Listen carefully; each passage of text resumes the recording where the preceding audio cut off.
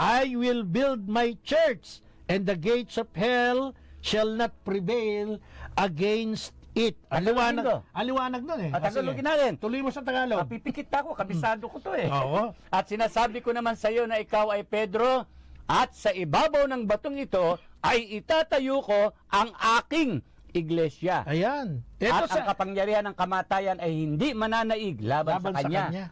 Sige, at sa simbahang ito, dito pare, si Reverend Father Hernan Mendoza. Yan. Di ba?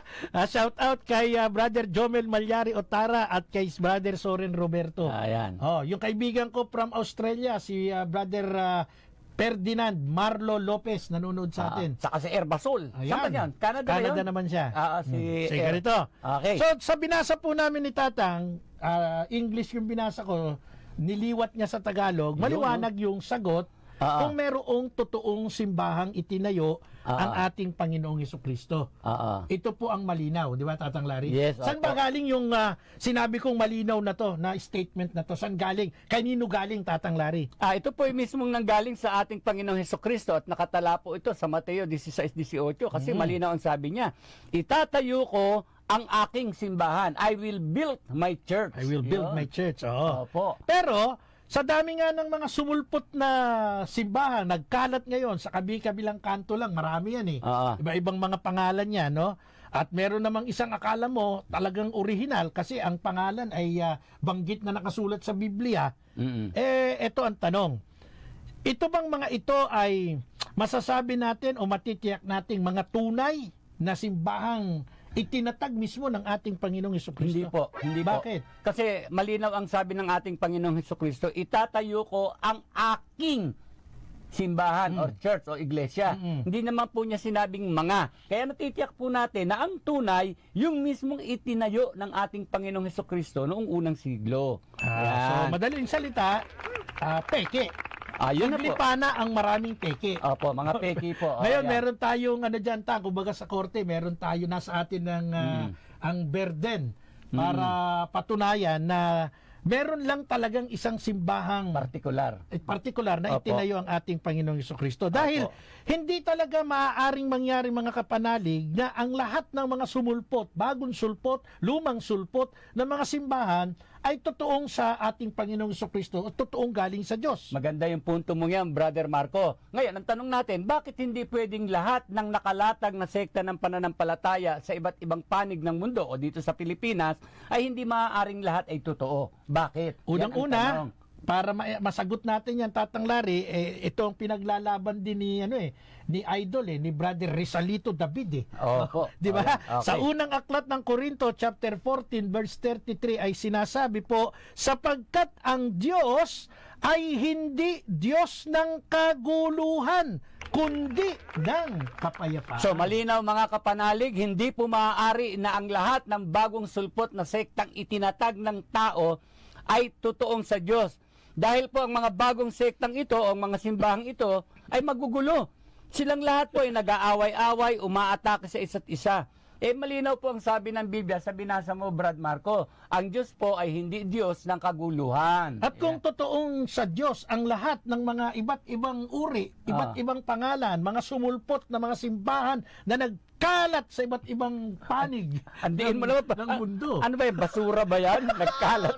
Wala ba ibang terminong medyo decente? Hindi, ibig sabihin nagkalat, nag-scattered yung sabog.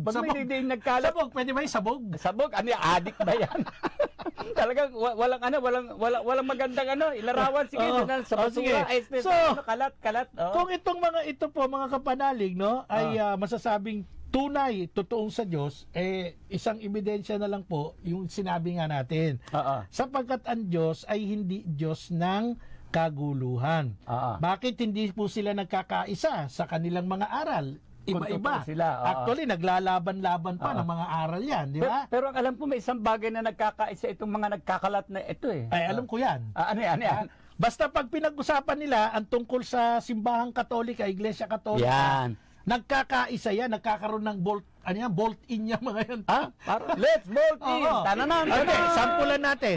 Sige. Ang Iglesia ni Cristo 1914 ba, kulto ni Felix Manalo, ay kakampi ni Eliseo Soriano? Naku, hindi po. Number 1 kontrapelo yan, Brother Marco. Si Eliseo Soriano ba ay kakampi ni Apollo Kibuloy? Naku, lalong hindi. Oo, hindi. Di ba? Si Ellen White ba ay naging kabagang ni Charles Taze Russell ng Jehovah? Hindi po. Diba? Kahit si Smith, hindi rin. Si Joseph Smith ba, barkada niya ba si Russell? Hindi lalo.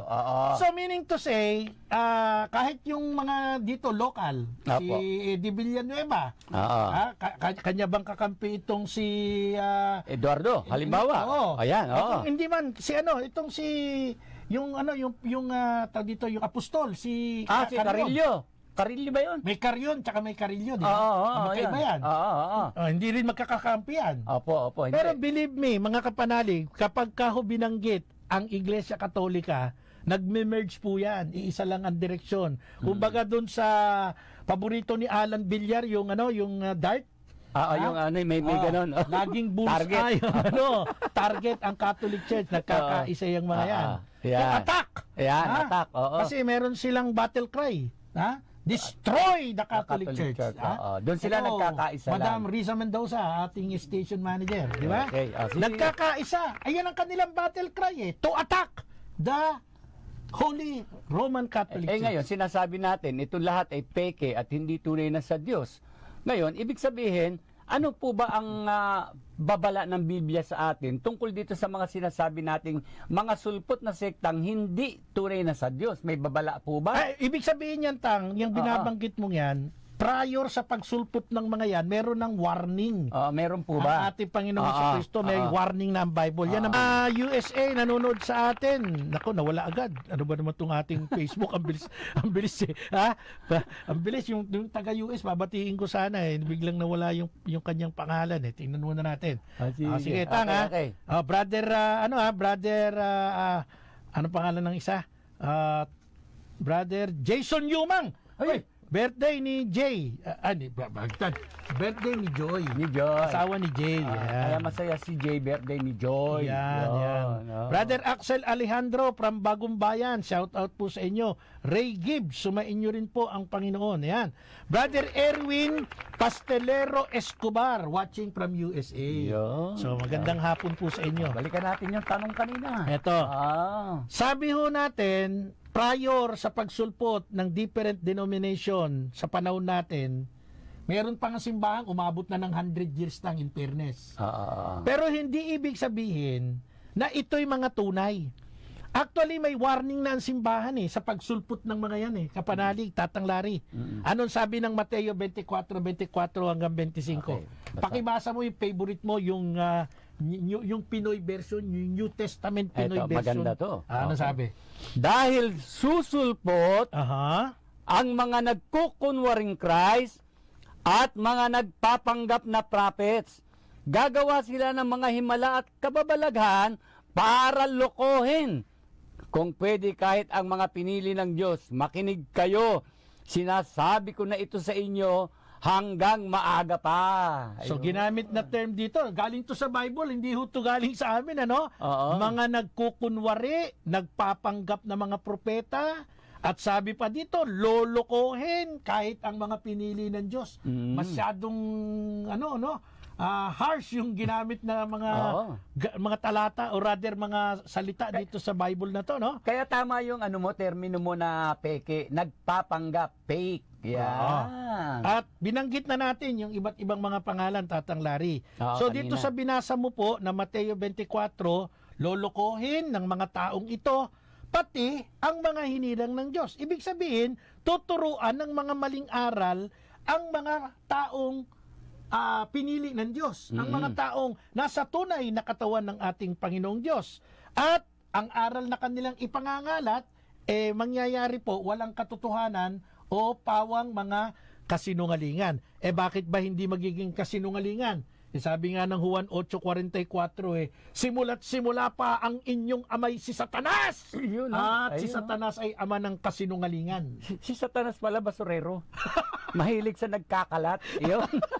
Ngayon, ang tanong natin mga kapanalig, paano ba lulukohin itong mga sulpot na mangangaral ang lahat ng mga tao o ang mga Kristiyano Katoliko. Ano po ba ang isa sa mga kasinungalingang aral nito? Nitong mga sumulpot na bulaang propeta. At sino ba ang ilan sa kanila? Ayan. Actually, pag binanggit natin yan, ano yan sabi mo nga, nagkakalat nagsiserok-serox na lang yung mga yan ng mga aral ng iba For example, nung ika-6 ng Abril 1830, alam mo ba yung kwento niyan? Ano April po? 6, 1830 sa New York, Wow. USA. Okay. Nagtatag ng isang simbahan dyan yung tao na nagngangalang Joseph Smith. Okay. At ang kanyang kultong itinayo ay Church of Jesus Christ of the Latter-day Saints o mas kilalang Mormons. Ito yung mga Amerikanong naglalakad sa mga bahay-bahay, kumakatok-katok ano po ba isa sa kasinungalingang itinuro nitong si Joseph Smith ng Mormons? Okay. Ang unang-una niyang kasinungalingang itinuro ay nang nabuwag daw ang simbahan. Okay. At ito yung tinatawag nila sa ibang termino na na apostasya. Apostasya. Apostasy. At itong aral na ito ni Joseph Smith, no? Yan ay inadapt. Apo. Inampong aral yan.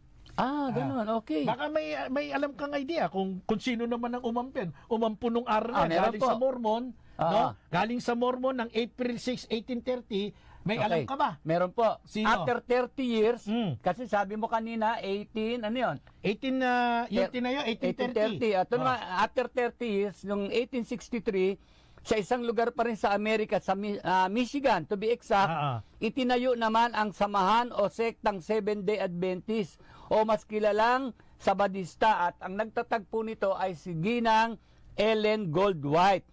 At ang isa sa kanyang kasinungalingang aral ay katulad din naman nung kay Joseph Smith na nagkaroon ng malaking pagtalikod o yung tinatawag nilang Great Apostasy sa simbahang itinatag ng ating Panginoong Hesukristo. At ito'y naganap sa mga huling araw. Ayan. So, meaning to say, kung titingnan natin yung tala ng mga taon, nag-start yung aral ng apostasya o pagtalikod, pagkabuwag, pagkawala ng simbahan tinayo ni Jesus ng 1830, tapos inampon ni Ellen White ng Sabadista noong 1863.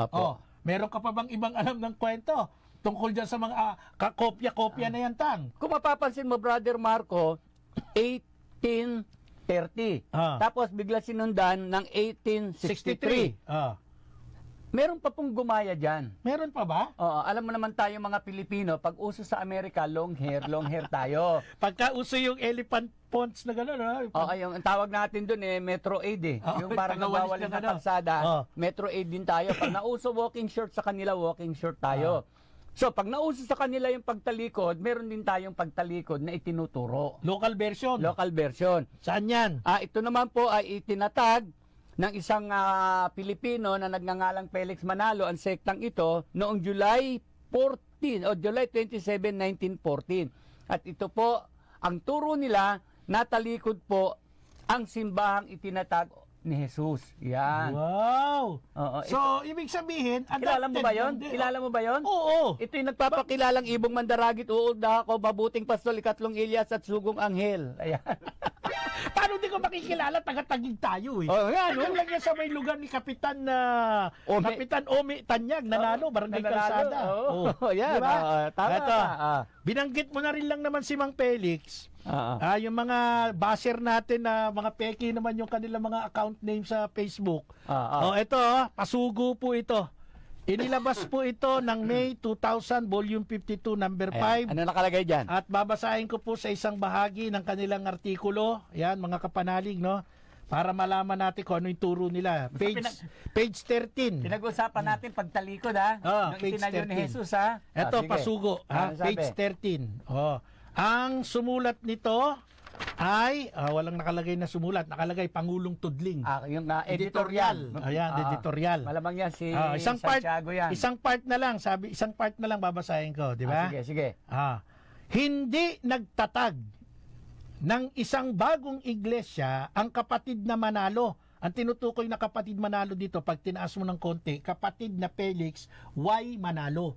Question mark yan bakit why Manalo? Pag tinagalog mo kasing why, Felix, bakit Manalo? Yan, sige. Tuloy mo. Hindi nagtatag ng isang bagong iglesia ang kapatid na Manalo.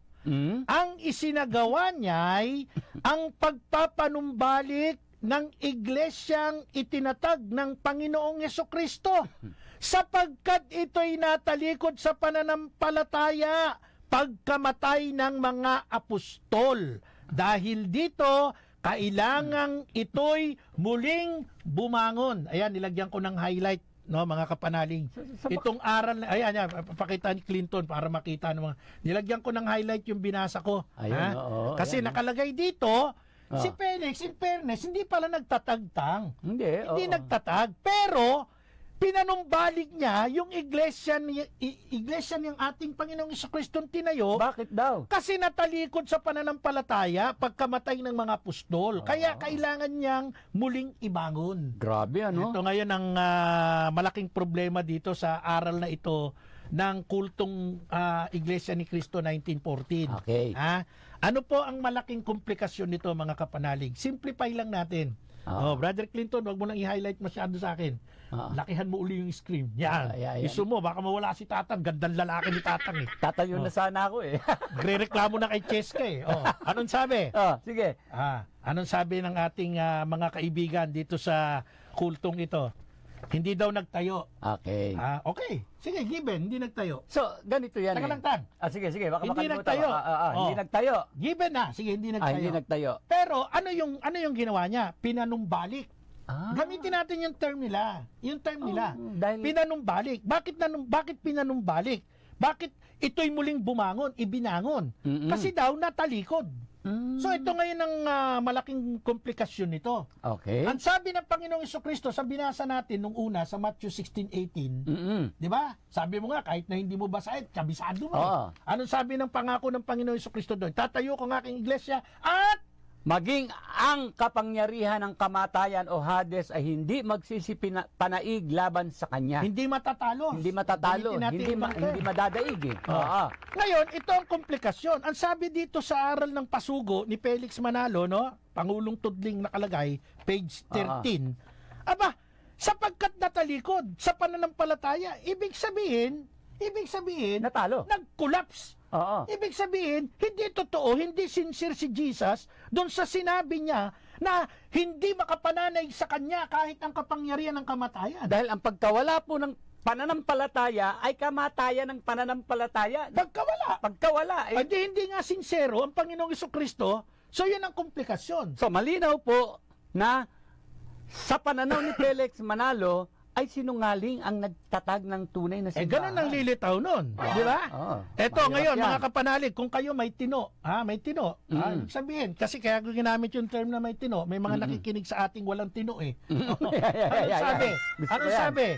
Ang sabi ng Panginoon, itatayo ko ang aking iglesia, hindi ito matatalo, hindi makapananaig sa kanya kahit kapangyarihan ng kamatayan. Okay. Pagkatapos may sumulpot noong 1914, na si Felix Manalong taga Pilipinas, sinabi niya na ibinangon niya, ibig sabihin nawala kasi o bumagsak kasi natalikod sa pananampalataya. Natalo. Sino paniniwalaan mo? Ang Panginoong Jesucristo na nagtayo, na nangako, hindi makapananaig sa kanya ang kapangyarihan ng kamatayan? O itong sumulpot lang sa Pilipinas na nagsasabing, hindi, ibinangon ko, nirestore ko kasi natalikod, bumagsak pagkamatay ng mga apostol. Sino ngayon ang totoong paniniwalaan mo dyan?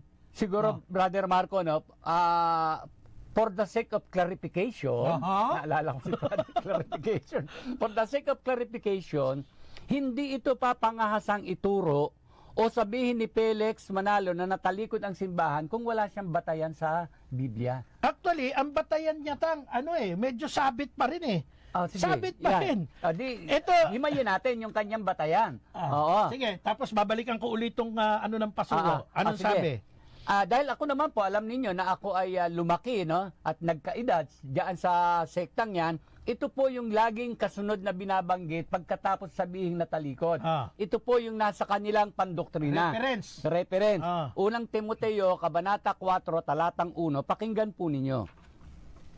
Ngunit hayag na sinasabi ng Espiritu na sa mga huling panahon, ang iba'y magsisitalikod sa pananampalataya at mga kikinig sa mga espiritong mapanghikayat at sa mga aral ng demonyo. So ang reference nila dito mga kapanalig, yung 1 Timothy chapter 4 verse 1. Kasi may nakalagay doon, no, sa binasa ni Tatang, sila'y mga kikinig sa mga espiritong mapanghikayat, no? At ang iba ay Hininaan ko na, narinig mo pa? ang iba Hindi mo napansin? magsisitalikod. Ayun. Highlight yung term na At magsisitalikod. susunod sa aral ng mga demonyo. Oo, Ayan. pero hininaan yung ang iba. Panalig, nasa ikalawang bahagi na po tayo ng ating palatuntunan na Apologetica at kasama nyo po sa Radio Veritas sa loob ng 16 na taon. Ang saya-saya, no? Di ba? Awa ng Diyos, umabot na ng 16 years Oo. sa January 7. January 7. Ay, 17 naman natin. Ah. Salamat po sa Diyos sa pagbibigay ng pagkakataon na kami magprograma ng ganun katagal. At syempre sa ating mahal na Pangulo, Reverend Father Anton City Pascual. Amen. At kay Father Roy Villen, ang ating Vice President for Operations. Apo. Ang ating mga naging station manager ngayon ay si Madam Risa Mendoza. Salamat po sa inyo. At siyempre, ang ating kasama sa kabilang booth, si Brother Clinton Clinton Salibio Salibio at si Sister Cheska Valera. Yeah. Yung Valera. Ayan. Yes. Oh. For mga celebrities, no? Clinton, tapos Valera. Oo, siyempre. At kami naman po ni Tatang, sa loob ng 16 years, ay talagang tandem. Brother Marco Evangelista po at Tatang Larry. Hello, Pans. I love you. Magyari. Yeah. Amen. So, ito ngayon, balikan natin. Pero bago yan, Tatang Larry, ako yung nag-thank you. At saka babati Sige po, muna go. pala ako. Okay. Happy 19th Presbyteral Anniversary kay Reverend Father Dan Derrick Embuscado, Yun. ang Vicar Foreign ng Bikarya ng Divina Pastora at Cura Paroko ng San Nicolas de Tolentino dyan po sa Gapan City, Nueva Ecija. Dyan sa katedral. 19 years na. Hindi, Tama ba ako? Ay, sa ano, kay Father Sed dating parokya. Gapan pala, sorry. Kabanatuan. Panira to si Tatang, Father Dan, binabati kita nililipat ka ng ibang simbahan At happy birthday kahapon. Happy birthday kay sa pamangking ko, si Francis Miguel Evangelista Kilat. Yan, happy birthday Today po. ay birthday ng aking best friend forever, si Miss Raquel Villar Dayaw. At yung asawa ni Jay, si Binibining Joy Makaraig Yumang. Yan. At magpapasalamat ako in advance. Bukas lang ay imbitado tayo, ako, sa flag raising ceremony ng Bureau of Fire Protection, National Headquarters. Makakasama natin dyan ang pinaka-hepe ng Bureau of Fire Protection, si General Louis Puracan. At syempre, salamat sa paanyaya, Reverend Father Raymond Tapia at kay Senior Inspector Mark Anthony N. Morales.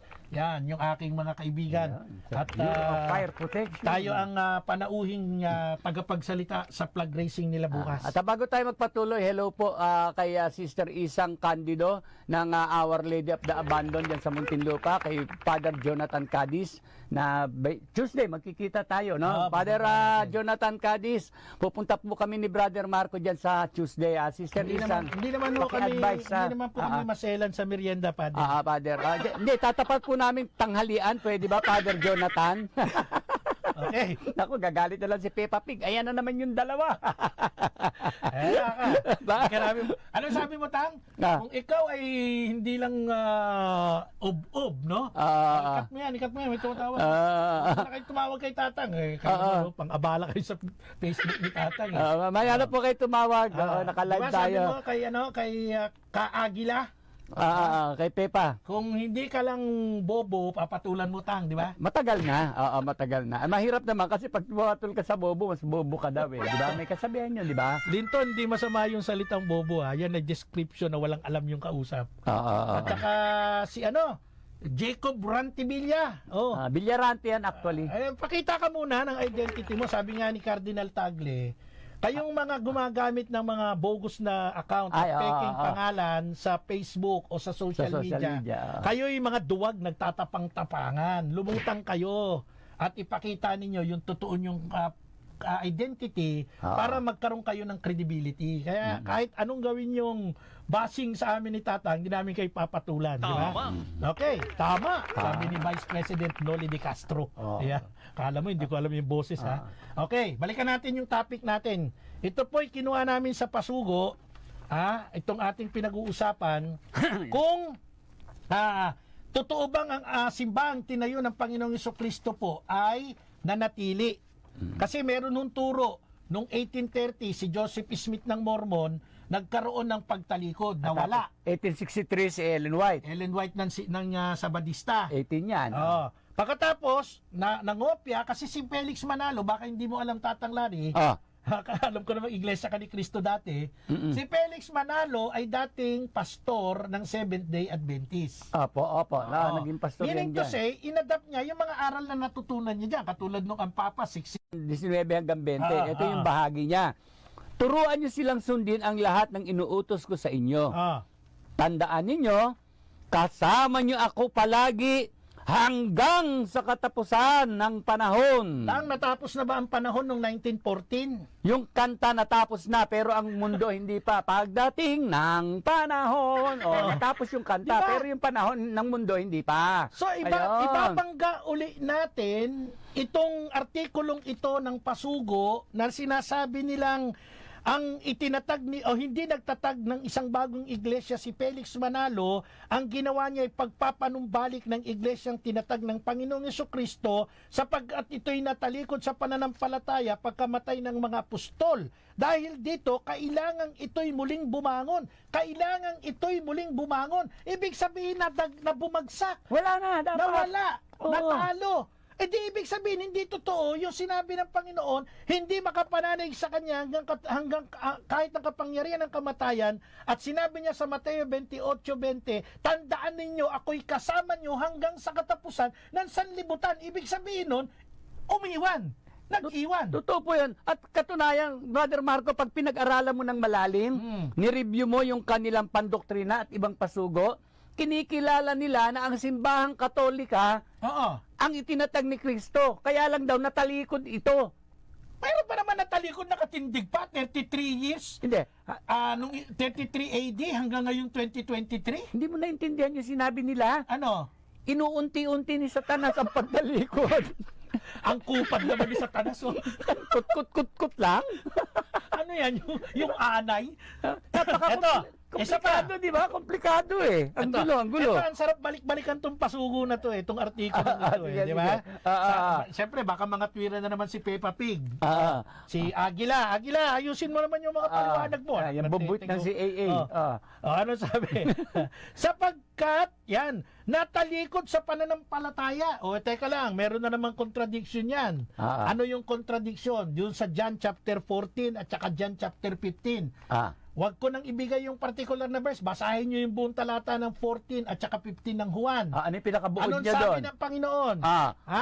Ako ay paparuna, isusugo sa inyo ang Espiritu Santo. At ang Espiritu Santo ang magpapaalala ng lahat ng mga itinuro ko sa inyo.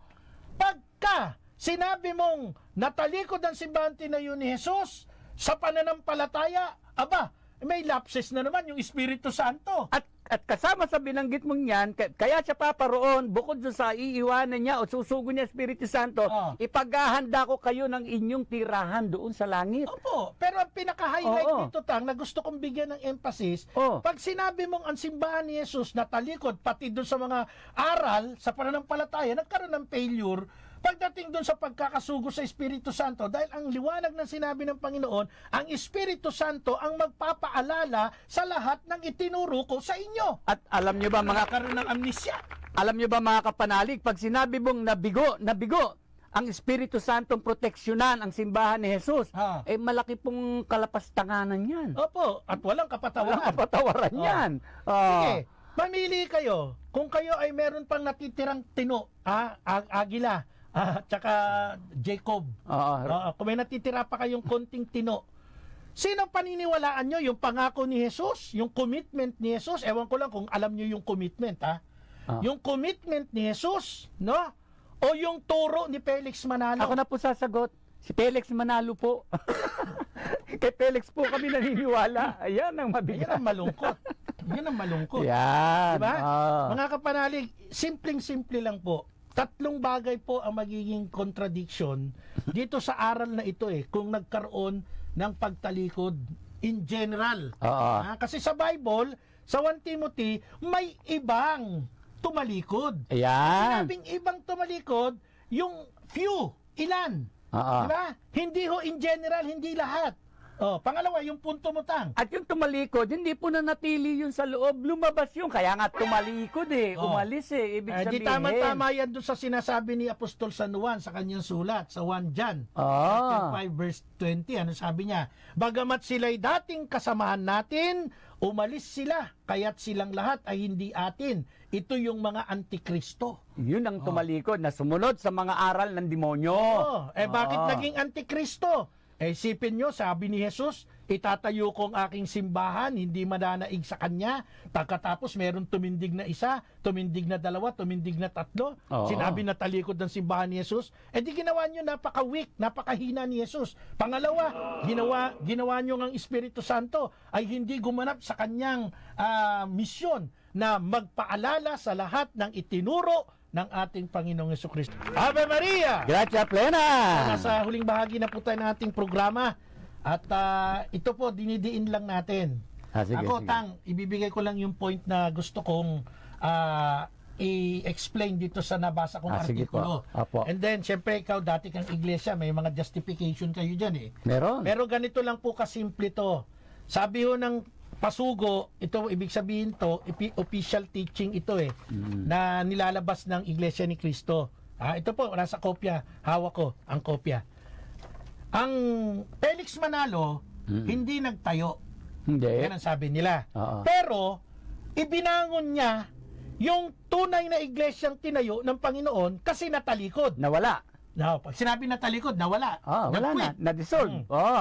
Sapagkat, sabi niya dito, ang pananampalatayang ito nawala pagkamatay ng mga apostol, kaya kailangan niyang muling ibangon.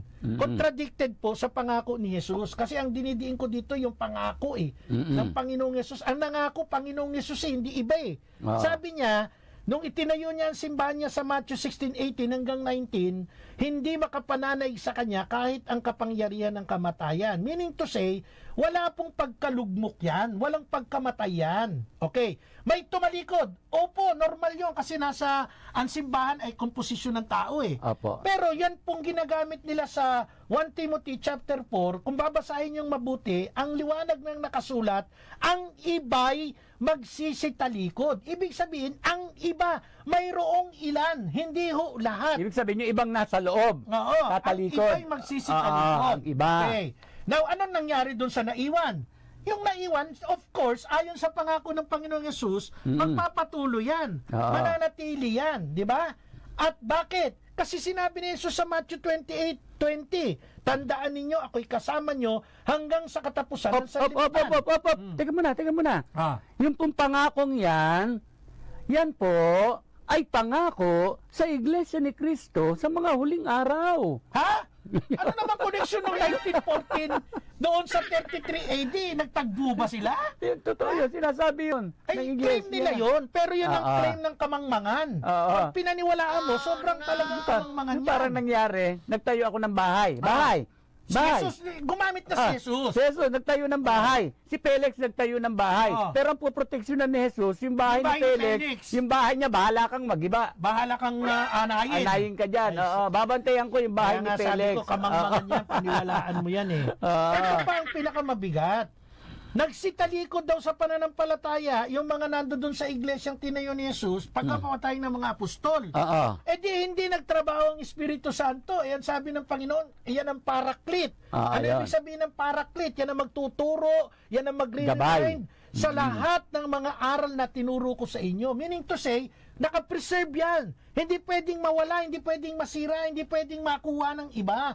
Ganyan po ang sinasabi nating selyo, no? Nakasealed yung aral na ito ng ating Panginoong Jesucristo nang itinayo niya yung kanyang simbahan 33 AD after ng kanyang pag-akyat sa langit. Nagpatuloy ito hanggang ngayong 2023. Ngayon, ano ang mga aral na tinuturo ng ibang sekta? Minanamana lang din po nila dun sa mga man-made. Pasa-pasa lang. Pasa-pasa na lang. Di ba? Originally, aral ni Joseph Smith ng Mormon. 1830. Inampon ni Ellen White ng Sabadista. 1863. Tapos ito na si Felix Manalo na nanggaling sa Sabadista. 1914. Kaya nga, aralan mo yung nagsasabi ngayon sa atin dito na natalikod ang simbahang itinatag ni Jesus. Kailan lang ba ito? 1914. Matanda pa rito yung sikat na alak na kulay puti. Oo. Pati yung pampasarap ng pagkain. Yung tak, tak, tak. Tak, tak, tak. Matanda pa rito Oo. Eto. Total, binanggit ko na yung mga pangako. May isang pangako pa ang Panginoong Jesucristo. Ito, paborito ko. Pakibasa mo Juan 10:28. Ganito po ang sinasabi. At sila'y binigyan ko ng walang hanggang buhay at kailanmay hindi sila malilipol at hindi aagawin ng sinuman sa aking kamay. Paki-elaborate mo nga yan. Ano ba yung binasa mong yan? Para mas maipaliwanag natin. So, dito malinaw mga kapanalig na yung simbahang itinayo ng ating Panginoong Hesukristo hindi mawawala, hindi malilipol, hindi madadaig ng anuman. Hindi maaagaw.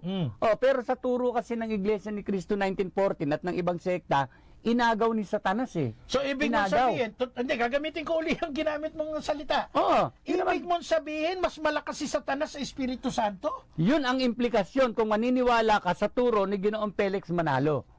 Talagang meron kang sapot.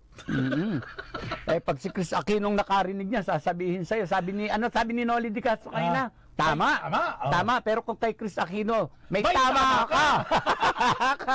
Alam mo rin, ha? Siyempre. Diba? Nako, mga kapanalig, ito po, napakasimple lang pong i-analyze ito. Ang hindi mo makakagets nito, ay talaga namang may sapot, may tama ka. Bakit? Ulitin lang natin, parang recap na lang din to. Una, si Jesus, totoo bang nagtayo ng simbahan? Opo. Nasa Bible po. Matthew 16:18. Meron po bang commitment o pangako ang Panginoong Hesus sa simbahang tinayo niya? Opo. Matthew 16:19. Sinabi niya doon, hindi makapananaig sa kanya kahit ang kapangyarihan ng kamatayan. Ano pa yung pangako bago siya umakyat sa langit? Matthew 28:20. Tandaan ninyo, ako'y kasama nyo hanggang sa katapusan ng sanlibutan. At may pinakamatindi pang pangako tungkol dito sa simbahang tinayo niya. Sa Juan chapter 14 at 15, maliwanag doon, no? Basahin niyo buong verse noon. I am the way, the truth, and the life, sabi ni Jesus. And then, ang sabi niya, ay isusugo sa inyo ang Espiritu Santo, ito ang magpapaalala sa lahat ng mga itinuro ko sa inyo. At meron pang pinakahuling pangako doon sa binasang huli ni Tatang sa John chapter 10 verse 28. Hindi sila aagawin, hindi sila maaagaw, hindi sila malilipol, no? At sila'y bibigyan ko ng buhay na walang hanggan sapagkat sila ay nasa aking kamay. At ngayon, pag sinabi mong natalikod dahil inagaw ni Satanas, mas makapangyarihan si Satanas. Saka yung mga pangakong binasa mo, Brother Marco, binanggit mo na nakasulat sa Biblia. Bakit tiyak na tiyak si Jesus na hindi niya pwedeng pabayaang mawala o magiba ang simbahan na kanyang itinatag? Ano yung dahilan? Bakit tiyak na tiyak ni Jesus na hindi siya mabibigo? Alam po ninyo, pag binasa natin ang aklat ng Kolosas 1:18 at Efeso 5:23 sa pagkakasunod, ganito ang sabi, Brother Marco And He, Jesus Christ, is the head of the body, the church. Even as Christ is the head of the church and He is the Savior of the body. So, ibig sabihin, hindi mo pwedeng paghiwalayin si Kristo at ang simbahan. Bakit? Bilang ulo, si Kristo ang tagapagligtas ng katawan. Ang katawan, ang simbahan, si Kristo ang ulo. Hindi pwedeng mamatay o mawala ang katawan, mawawala ng silbi ang ulo. Katulad din, sinabi mo yan, tama, napakaganda niya. Katulad din yung sinabi niya sa Efeso 5, at sabi niya doon, mga mister, mahalin ninyo ang mga misis ninyo. Gaya ng pagmamahal ni Kristo sa kanyang simbahan, sapagkat ang simbahan ay katawan ni Kristo. Amen. Hindi pwedeng humiwala yung ulo ni Kristo at yung katawan ninakaw ni Satanas. Diba? Ay, Diyos ko, pagka gano'n naman ang mentalidad mo, nako, kailangan makinig ka sa Kristo Liwanag sa Dilim ni Father Bobby de la Cruz. Ito yung mga exorcist natin, Father Daniel Estacio. Baka kayo'y napoposes talaga ni Satanas kung noon tuloy ang aral na tinatanggap ninyo. Pag pinag-aralan mo, Brother Marco, napakahalaga ng katawan sapagkat ang katawan at si Kristo, pag pinag-aralan mo sa Biblia, yan yung isang taong bago. Ang paraan para maligtas ni Kristo ang kasalanan ng mga tao na nasa loob ng kanyang katawan o simbahan. Kaya hindi mo pwedeng paghiwalayin yan. Basahin niyo po yung Efeso 2:15 hanggang 20. Pag may time, isulat niyo. 15 hanggang 20 na peso para malaman nyo yung kahalagahan yan. At saka yung pagkakaugnay ng Kristo na nagtayo at yung katawan. Yan, oo. Shout out kay Brother Edelito Otida, kay Brother George Torres, at saka siyempre kay Honorable Rudy Flores Rosario. Okay, hello po kay Ernest Mabalot. Kumustahin natin yung ating kumpare, si paring Kernel Pilaes. Hello, paring Pilaes. From Olonga po, shout out kay Brother Reynaldo Pagador. Yan. Kay Brother Jemar Pahuyo Daling, nakikinig at nanonood sa atin. Brother Leonard Canamo, Brother Jesse Katap Set Aiko. Good afternoon. At kanina, napapasok tayo dito, may nag-hello sa akin sa Messenger. Parang Virginia Makaraig ang pangalan. Yun. Kate Malu. Hello po. I love you. From San Lorenzo Ruiz Paris, Talavera, Nueva Ecija, si Sister Mary Ann Ferrer. At alam mo may good news ako sa iyo.